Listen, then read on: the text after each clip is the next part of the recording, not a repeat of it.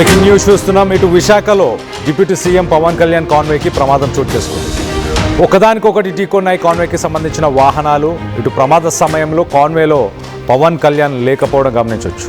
ఇటు పవన్ను పికప్ చేసుకోవడానికి వెళ్తుండగానే ఈ ఘటన చోటు చేసుకున్నట్టు తెలుస్తుంది. సో మొత్తం మీద ఆ కాన్వేకి సంబంధించిన విజువల్స్ మనం చూడొచ్చు. చూడండి, ఒక ఇనోవా ఇంకో ఇనోవాకి కంటిన్యూస్గా ఆ కాన్వేలో ఉన్న వెహికల్స్ అన్నీ కూడా ఒక్కసారిగా ఒకదానికొకటి ఢీకొన్నాయి. మరి దీనికి గల కారణాలు ఏంటి, ఎందుకు ఇలా జరిగింది?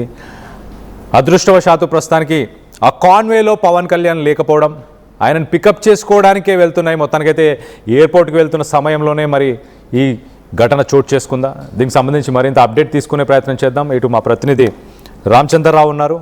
రామచంద్రరావుతో మాట్లాడి తెలుసుకునే ప్రయత్నం చేద్దాం. రామచంద్రరావు గారు చెప్పండి, ఇటు పవన్ కళ్యాణ్ పికప్ చేసుకోవడానికి వెళ్ళే సమయంలోనే జరిగినాయా ఈ సంఘటన? అండ్ ఈ యాక్సిడెంట్ జరగడానికి గల ముఖ్య కారణం ఏంటి?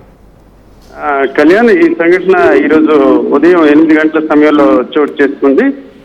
ఇంటర్నేషనల్ ఫ్లీట్ రివ్యూలో పాల్గొనేందుకు పవన్ కళ్యాణ్ నిన్న సాయంత్రం విశాఖ చేరుకున్నారు. ఆయన రుషికొండ సమీపంలో ఉన్న రాడిసన్ బ్లూ హోటల్లో బస చేశారు. అయితే ఈరోజు రాష్ట్రపతితో పాటు ఆయన ఒక కార్యక్రమంలో పాల్గొనేందుకు బయలుదేరుతున్న పరిస్థితి. దీంతో ఆయన తీసుకెళ్లేందుకు పికప్ చేసుకునేందుకు ఇక్కడ విశాఖలోని సర్క్యూట్ హౌస్ నుంచి ఒక కాన్వాయ్ బయలుదేరింది. అది 3 టౌన్ పోలీస్ స్టేషన్ మీదుగా సినవాల్తర్ బీచ్ రోడ్ మీదుగా అక్కడికి వెళ్లాల్సింది. అయితే దాదాపు 8 కిలోమీటర్ల దూరంలో ఉన్న ఈ ప్రాంతంలో ఏదైతే ఆంధ్ర యూనివర్సిటీ ఎంట్రన్స్ దగ్గర ఉన్న ప్రాంతంలో ఒకసారిగా దాదాపుగా 80 కిలోమీటర్ల వేగంతో కాన్వాయ్ బయలుదేరింది. ఆ సమయంలో ఒక కాన్వాయ్కి సంబంధించి వెహికల్ డ్రైవర్ బ్రేక్ వేశారు. నిజానికి చూసుకుంటే ఆంధ్ర యూనివర్సిటీ ఎదురుగా ఒక స్పీడ్ బ్రేకర్ ఉంది. అయితే బహుశా ఆ స్పీడ్ బ్రేకర్ ఉన్న విషయాన్ని ఆలస్యంగాను గుర్తించి బహుశా డ్రైవర్ బ్రేక్ వేయడం జరిగింది. అయితే ముందు ఉన్న వాహనం ఇన్నోవాకి సంబంధించిన డ్రైవర్ బ్రేక్ వేయడంతో వెనక ఉన్న డ్రైవర్ దాన్ని గుర్తించే క్రమంలో కొంత ఆలస్యం జరగడంతో ఒకసారిగా ఢీకొన్నాయి. అయితే పక్కన డివైడర్ వైపు మళ్లించే ప్రయత్నం కూడా ఆ డ్రైవర్ చేశారు. మీరు ఆ విజువల్స్ లో చూడవచ్చు. వాస్తవానికి తప్పించుకునే ప్రయత్నం చేసినప్పటికీ కూడా కొన్ని సెకండ్ల వ్యవధిలోనే ఈ ప్రమాదం చోటు చేసుకుంది. అయితే అదృష్టవశాత్తు ఆ సమయంలో పవన్ కళ్యాణ్ డిప్యూటీ సీఎం లేకపోవడంతో ఊపిరి పీల్చుకున్నారు. అయితే తొలిదేశం నుంచి కూడా ఈ కాన్వాయ్లో వాహనాలకు సంబంధించిన వేగంపై చాలా చర్చ జరుగుతుంది. గతంలో కూడా చాలా మంత్రులు అలాగే ప్రజాప్రతినిధుల వాహనాలు కూడా ఈ రకంగా ప్రమాదాలకు గురవడం కాకుండా కొన్ని సందర్భాల్లో ఇతరులు కూడా ఈ ఇబ్బందులు పడుతున్న పరిస్థితి. ఈ దశలో వాస్తవానికి ఈ సంఘటన చిన్న విషయంగానే పరిగణించిన పరిస్థితి ఉంది. ప్రస్తుతానికే ఒకటి డిప్యూటీ సీఎం ఆ వాహన శ్రేణిలో లేకపోవడం, అలాగే ఎవరికి నష్టం జరగకపోవడంతో అధికారులు ఊపిరి పీల్చుకున్నారు. అయితే తెలుగుదేశం నుంచి కూడా ఈ అంశంపై, అంటే వాహనాలు ఇంత వేగంగా ప్రజాప్రతినిధులను చేర్చే క్రమంలో వెళ్లే క్రమంలో ప్రమాదాలు జరగడం, అలాగే ఈ వాహనాలు దెబ్బతినడం, అలాగే దానికి సంబంధించిన డ్రైవర్లకు సంబంధించిన అంశం కూడా కొంత చర్చ జరుగుతుంది. మొత్తానికి చూసుకుంటే ఈ సంఘటన చిన్నగా ముగియడం పట్ల ఇటు అన్ని వర్గాలు కూడా ఊపిరి పీల్చుకున్నారేమని చెప్పవచ్చు. ఒకవైపు రాష్ట్రపతితో పాటు రక్షణ శాఖ మంత్రి, సీఎం చంద్రబాబు నాయుడు, ఇతర ప్రజాప్రతినిధులు ఉన్న దశలో ఈ సంఘటన వేరేగా జరిగినట్లయితే కొంత ఇబ్బందికరమైన పరిస్థితి ఉండేది. మొత్తానికి ఈ సంఘటన ఊపిరి పీల్చుకున్నామని మనం చెప్పుకోవచ్చు. కళ్యాణ్, అయితే రామచంద్రరావు, ఈ సంఘటనలో సిబ్బందికి ఎవరికైనా, డ్రైవర్స్కి కానీ సిబ్బందికి ఎవరికైనా గాయాలయ్యా? కళ్యాణ్, మీకు ఇప్పటికే చెప్పడం జరిగింది. నిజానికి ముందు ఉన్న డ్రైవర్, వెనకున్న ఇన్నోవా డ్రైవర్ కూడా సమయస్ఫూర్తిగా వ్యవహరించారు. అది తిరుపురం జంక్షన్ నుంచి వెళ్తున్న సమయంలో 3 టౌన్ పోలీస్ స్టేషన్ ముందుగా స్పీడ్ బ్రేకర్లు ఉన్నాయి. అయితే సహజంగా విశాఖపట్నంలో తరచూ తిరిగే వారికి ఆ స్పీడ్ బ్రేకర్ల అంశం కొంత అవగాహన ఉంటుంది. బహుశా ఆ రకంగానే ప్రమాదం జరిగి ఉండొచ్చు అనుకోవచ్చు. అయితే ఈ ప్రమాదంలో డ్రైవర్లకు కానీ వాహనాలకు కానీ పెద్ద నష్టం జరగలేదు. డ్రైవర్లకు ఎలాంటి స్వల్పమైన అంశం కూడా లేదు.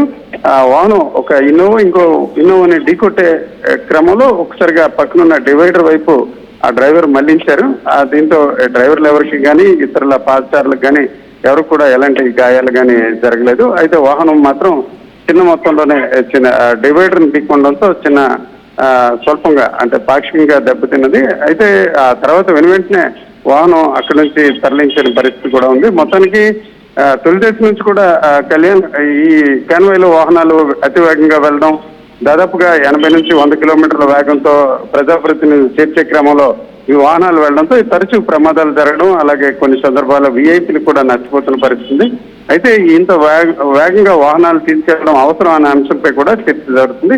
ఇప్పుడు తాజాగా ఈ పవన్ కళ్యాణ్ ఘటనతో కూడా మరొకసారి కాన్వాయ్లో వాహనాలు ప్రమాదాలు ఈ అంశంపై కొంత చర్చ వైరల్ అవుతున్న పరిస్థితి కూడా మనకి కనిపిస్తుంది. Kalyan. Right Ramachandra Rao, thanks for the latest update. So మొత్తం మీద ఇటు జనరల్గా సాధారణంగా మనం చూస్తూ ఉంటాం, ఇటు మినిస్టర్స్కి సంబంధించి వివిఐపీస్కి సంబంధించిన కాన్వాయ్స్ ఎప్పుడు హై స్పీడ్స్లో వెళ్తూ ఉంటాయి. అలాంటి సమయంలో ఒక కుక్క ఎదురొచ్చినా కానీ, ఒక వ్యక్తి ఎదురొచ్చినా కానీ జనరల్గా అయితే ప్రోటోకాల్ ఫాలో చేస్తుంటారు. వాళ్ళకి క్లియరెన్స్ అంతా ఇస్తుంటారు, సిగ్నల్స్ దగ్గర కావచ్చు, ఆ రోడ్డు మీద వెళ్ళేటప్పుడు అటు ట్రాఫిక్ని కూడా కంట్రోల్ చేయడం, ఇవన్నీ కూడా జరుగుతుంటాయి. కానీ మొత్తానికైతే ఇటు పవన్ కళ్యాణ్ని పిక్ చేసుకోవడానికి వెళ్తున్న సమయంలో కాన్వే మరి ఇటు ఆంధ్ర యూనివర్సిటీ పరిసర ప్రాంతాల్లో ఉన్న సమయంలో మరి స్పీడ్ బ్రేకర్ని గమనించలేదో ఏంటో, మొత్తానికైతే ముందు కాన్వేలో ఉన్న ముందులో ఫస్ట్ ముందున్న వెహికల్కి సంబంధించిన డ్రైవర్ బ్రేక్ వేయడంతో వెనకాల ఉన్న వెహికల్స్ కంట్రోల్ చేసే ప్రయత్నం చేయడం, వాటి వల్ల మొత్తానికైతే 2 ఇన్నోవా కార్స్ డ్యామేజ్ అయినట్టు కనిపిస్తుంది. మనం విజువల్లో చూస్తున్నాం. AP 9PA 112-113 ఈ వెహికల్స్కి సంబంధించిన ఈ వెహికల్స్ ఒకదాన్నొకటి గుద్దుకోవడం జరిగింది.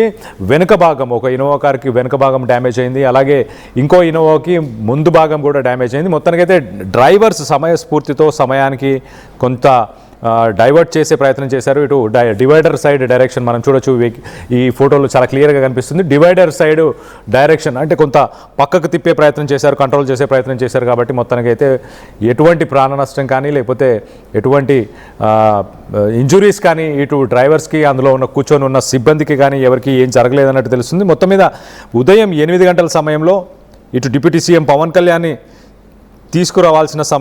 తీసుకొద్దామని వెళ్తున్న సమయంలో ఈ ఘటన చోటు చేసుకున్నట్టు తెలుస్తుంది.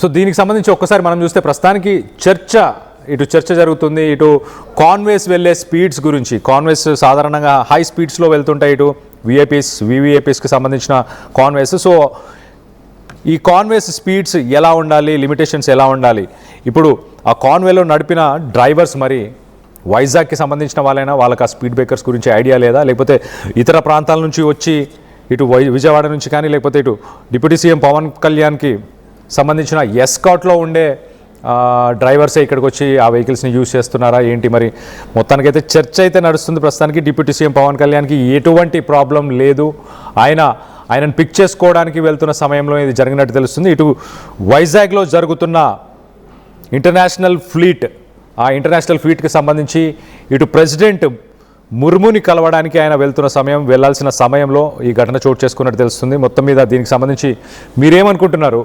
ఇటు కాన్వేస్ మినిస్టర్స్కి విఐపీస్కి సంబంధించిన కాన్వేస్ హై స్పీడ్స్ మెయింటైన్ చేసేటప్పుడు, ప్రోటోకాల్ని ఫాలో చేసేటప్పుడు వాళ్ళకి ట్రాఫిక్ క్లియరెన్స్ కానీ లేకపోతే వాళ్ళు డ్రైవ్ చేసే స్టైల్ కానీ వీటన్నిటిపైన మీ అభిప్రాయాలు ఏంటనేది కింద కామెంట్ రూపంలో తెలియపరచండి.